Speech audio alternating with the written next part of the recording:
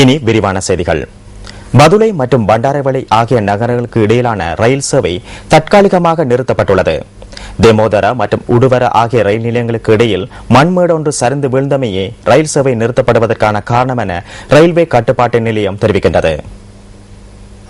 தெமோதர மற்றும் உடுவர ஆகிய ரயில் நிலையங்களுக்கு இடையில் உள்ள 280வது கிலோமீட்டருக்கு அருகில் இன்று அதிகாலை 2 மணியளவில் மண்மேடு ஒன்று சரிந்து வீழ்ந்துள்ளது.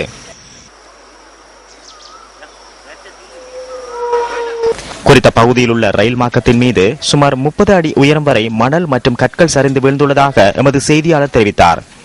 ரயில் போக்குவரத்தை வளமைக்கு கொண்டு வருவதற்கான அனைத்து நடவடிக்கைகளும் முன்னெடுக்கப்பட்டுள்ளன.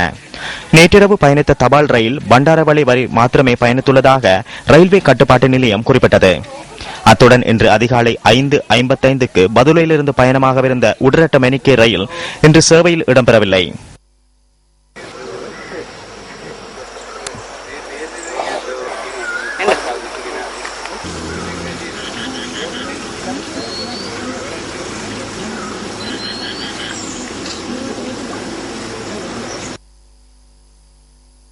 ராகம மற்றும் தெமட்டகுட ஆகிய நகரங்களுக்கு இடையில் உள்ள பிரதான ரயில் மார்க்கத்திற்கு கீழுள்ள சுரங்க மார்க்கத்தின் பாலத்தில் கொள்கலன் ஒன்று மோதுண்டுள்ளது.